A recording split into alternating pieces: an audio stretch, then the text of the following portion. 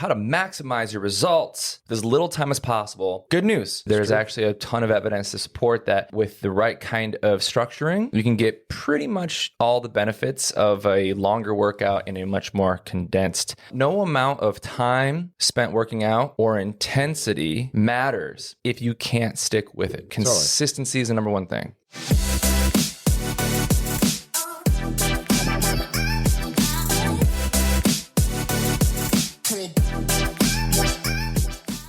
Welcome to episode 65 of In the Grand Scheme of Fitness. I'm your host, Justin Schollard. And I'm your co-host, Ethan Wolf. And today, folks, we're talking about how to maximize your results with as little time as possible. This is kind of it's a little bit like the last ones we were talking about with food and programming. And now we're just going to talk about just efficiencies. Not everyone has a luxury of going to the gym for an hour because let's be honest, it's an hour workout, but then you got to get there, unload your stuff, do a little warm up, change, work out for the hour, and then pack it up and go home. I mean, that could be over 2 hours of your life. And when you're 25, you're like, yeah, why doesn't everyone just do this? And then you're 40 and you're like, that's just not going to happen. I just can't do that. Good news. It doesn't have to be that way. There's actually a ton of evidence to support that with the right kind of structuring, you can get pretty much all the benefits of a longer workout in a much more condensed version. We're talking about weight training, different goals you might have, whether that be putting on muscle or just being fit and healthy or losing fat or, even down to walking. So that's what we're going to be talking about today, folks. Life hacks. Yeah. Exercise. Yeah, totally. Because let's be honest, it's just... I don't know, I'm a fitness person, but if I can get the same results in 30 minutes that it would normally take me 45 or 60, I'll do the 30. That sounds perfect, right? Absolutely. No amount of time spent working out or intensity matters if you can't stick with it. Consistency is the number one thing. And I think time is probably one of the biggest reasons that people would name for not being able to incorporate more fitness. Yeah. Yeah, I don't got the time for it. I'll tell you, I love a good superset. Yeah. Right now, the way I train is it's mainly a push-pull day together, and then a legs and arm day, and then a push-pull day, and then a legs and arm day. So it's 4 workouts a week. Solid. And I've just recently stumbled on this, and it's the perfect split for me. Right. Because I can just superset chest and back, bench press, and pull-ups. Right. Perfect. Just do bench press, rest for 30, 40 seconds, do pull-ups, rest 30, 40 seconds, and just do that for 3 or 4 rounds. Pick another couplet of exercises like that. I'll do it again. Yeah. And within 30 minutes, I've gotten, 8 to 10 sets per muscle group down. No, it's a pretty good volume. It feels great. Yeah. There's a little aerobic benefit to that as well. So just because you're moving so consistently. Yeah, totally. And so I think that's the idea is kind of breaking the mold. Even if you want to put on muscle, totally cool. You can do that and still do what I just did and have little supersets and drop sets and stuff. It doesn't have to be this classic way of do a set, now rest. Right. Yeah. For 3 minutes and then do another set and then rest. It's you can train that way.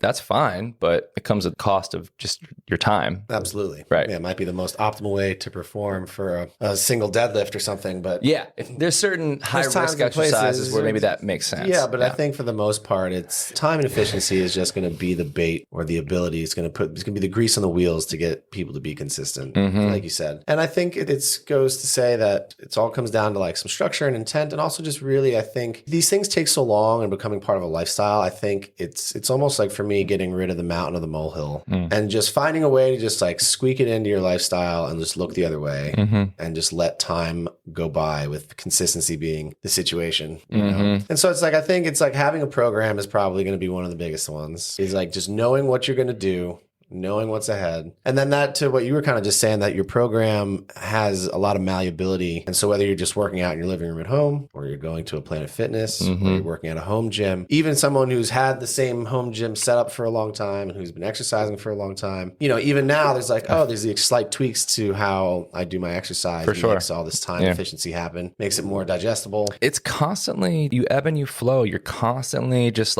moving through different things that either catch your attention or your interest at certain points, or just practically make sense at that stage of your life. Maybe ideally you would like to, 3 or 4 1-hour workouts, but maybe it just makes most sense right now in your life to break that up into 5 or 6 20-minute workouts every morning. Right. And I think that's why programs like P90X and Beachbody get so popular. In the beginning, maybe CrossFit was like that too, because it was we can just maximize your output and efficiency in this like really short window of time. Yeah. Of course, trade-off of that is it's explosive. There's skill that's required. And then what ends up happening is like the universal law where things tend to expand to fill in their container, so to speak. And so even though like a CrossFit WOD, for example, is only 15 minutes, but you're there for an hour. And so you end up working out for an hour because then all of a sudden, oh, well, we can throw in some strength afterwards. And then after that, after the WOD, we can then do some abs and some mobility.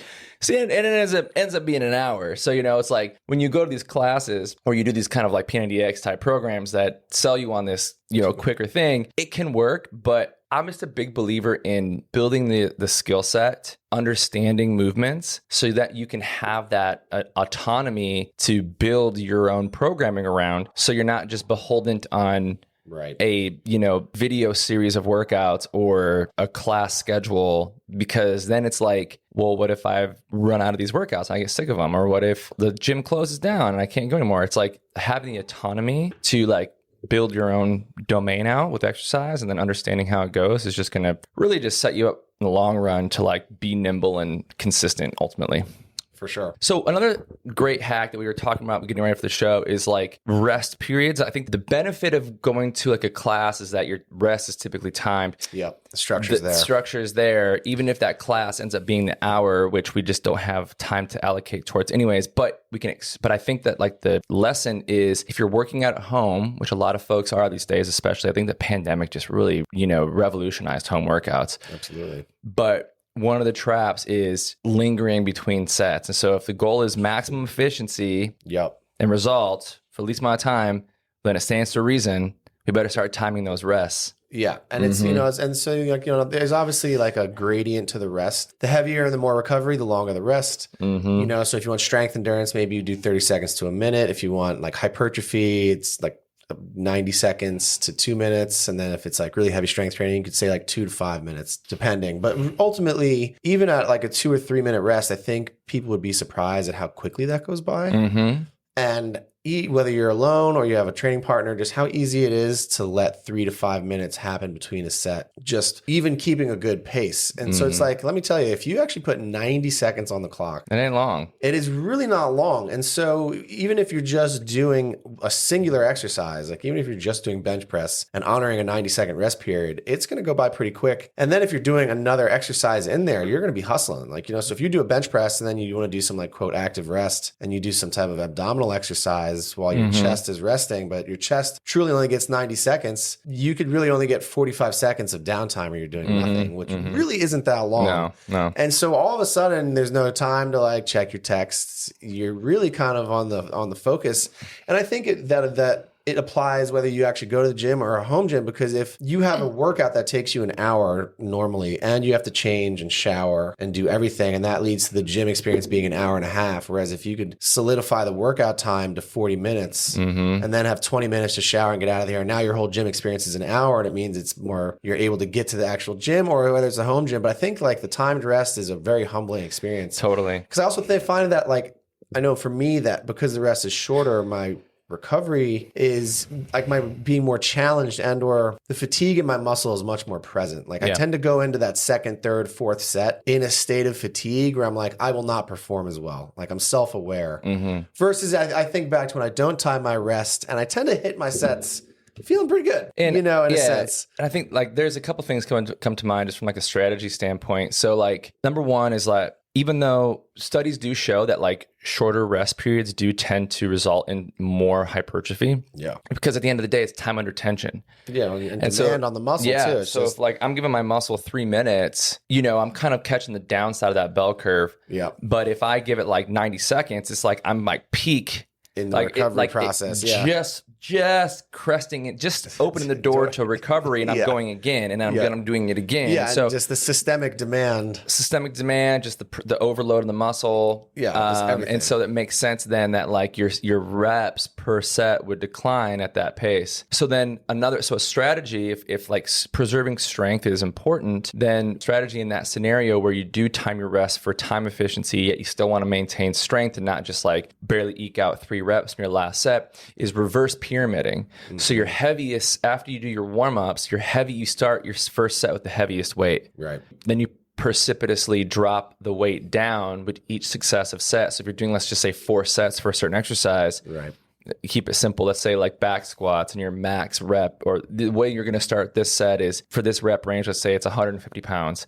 So you start after your first set 150 pounds, and then second set maybe 135, and the third set maybe 115, and the fourth set maybe like 95. So you can try to maintain higher reps as you get more fatigued because your rest time is shorter. And so that's a good strategy in that scenario as well. But yeah, I mean, I think the main thing here is that, like, what is your goal? Like, what are we trying to do? Or yes, I know we all want to look our best and feel our best and be strong and all these things. But like, what's most important? Is it like just general fitness? Like, are we just trying to be healthy? Yeah, move more and stave off disease. In that case, not like get arthritis as it much. really doesn't matter. Like, don't overthink it. Like, it could be resistance bands. It could just be like a few light dumbbells and calisthenics and resistance bands. And you can just create endless little 20-minute circuits that you can just clip off every single morning. Oh, yeah. Super low barrier of entry, and just focus on consistency, and naturally you'll get better over time. But if your goal is like you want to put on some muscle, okay, then maybe the full body style might not be optimal. I might have to break that into muscle groups, and I might just be like, all right, it's just going to be like a 20-30 minute push workout where it's just like chest, shoulders, and arms in a circuit for 20 minutes.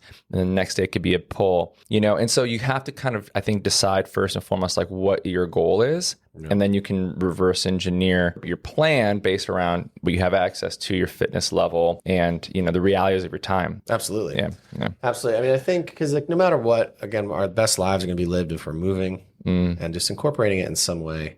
Mm-hmm. It was interesting. I saw this guy arguing that like exercise is the most important thing to longevity. He's like some 99-year-old, and he's like, the person that has high blood pressure, high cholesterol and smokes, but exercises every day will outlive the person that has none of those afflictions, but is sedentary every day, and obviously that's just an anecdote of this individual, but I do think there's some truth in it that if you're moving and exercising, it's just going to mean such a higher quality of life. And so it really is just about finding a way to fit it in and just thinking realistically about what's going on. Yeah. I mean, I totally agree with that. I think that like when we look at like 10-year survival rates, meaning like what's the percentage or what's the percentile that a cohort of people will fall into based off of their current health state, what's the percentage likelihood they're going to survive the next 10 years? So they call it like the 10-year survival rate. Right. And like the number one things are like, what's your VO2 max? Like if you're in the red, you have like a coin toss. If you're a 50-year-old man and your VO2 max is so terrible, I don't really know the exact like metrics for VO2 max at the top of my head. I can't remember exactly, but you can imagine it's a range. Like the higher the better. And yeah, of course. Like 50 is pretty. Like 50 is like approaching an athlete, and like I think above 50 is off the top of my head, or above like 54, 60 is pretty exceptionally high. But you'd be surprised, like it's diminishing returns. Like once you reach like solid VO2 max, you go from like a 90% survival rate likelihood to like a 92. Yeah. But if you have an extremely low, but if you have a low one, it's like it could be like 60, 55, 60% survival rate.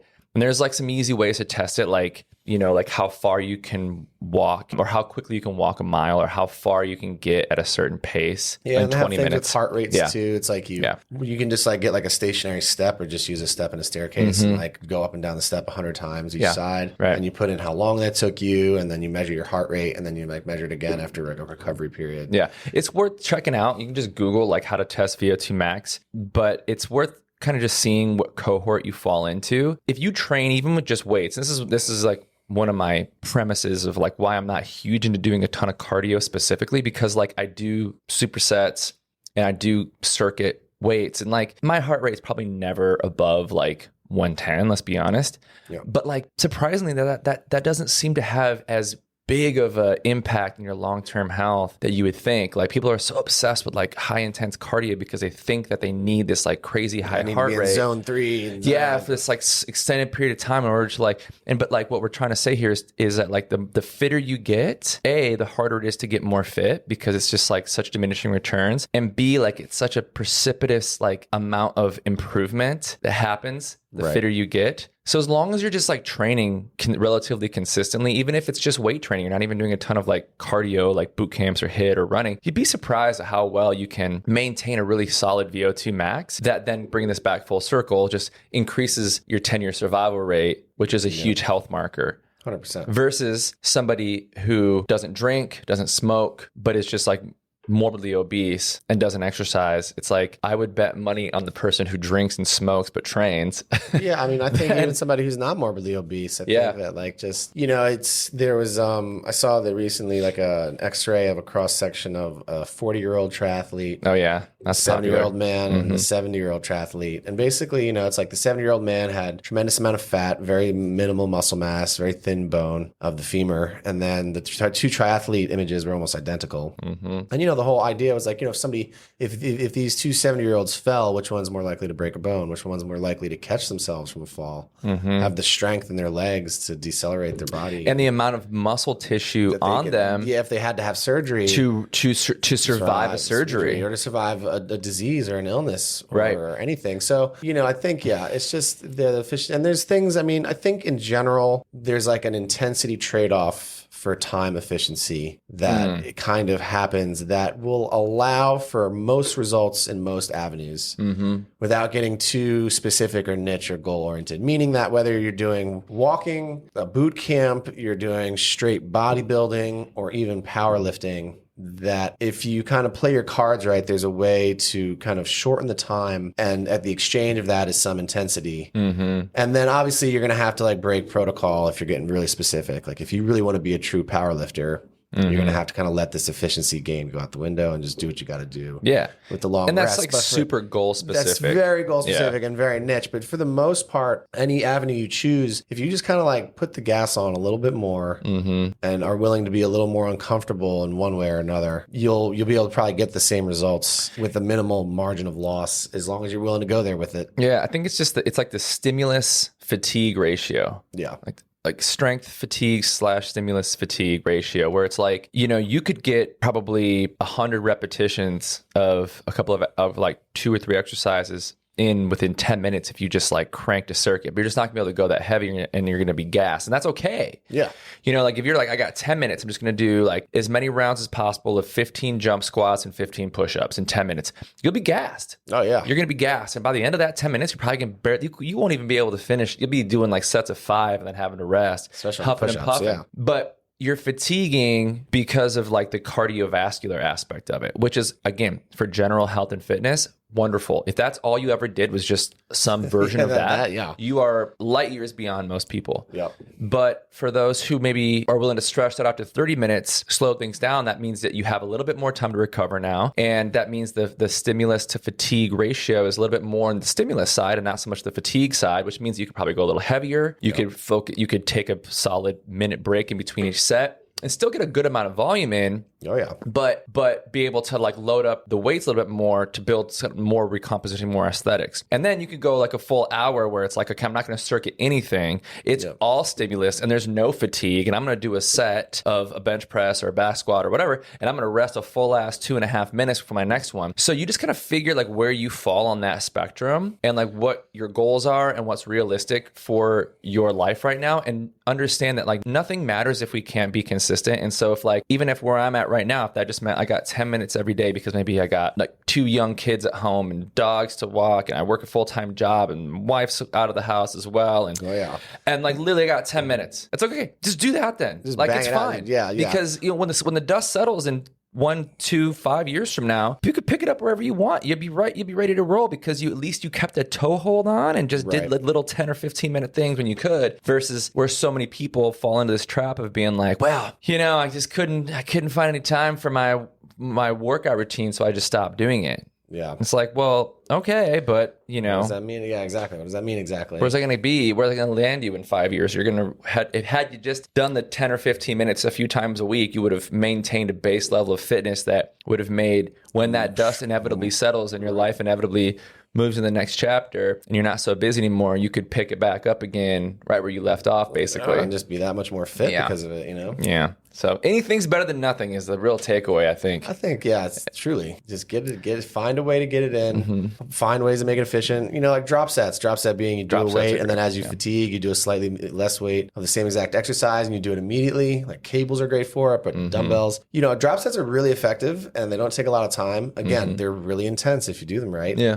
But you can get tremendous amount of stimulus, especially in like a nice curl or something like that. Totally. So there's a lot of ways to do it. Find the tools. Yeah. Make it efficient. 100%. Get over the time excuse. Anything is better than nothing. And be ready. Yeah. All right, folks. Episode 65 in the bag. That's a lot of episodes. I'm surprised. Yeah. It's chugging along. Yeah. We'll catch y'all next time. Another episode of In the Grand Scheme of Fitness. Peace out, y'all. Peace.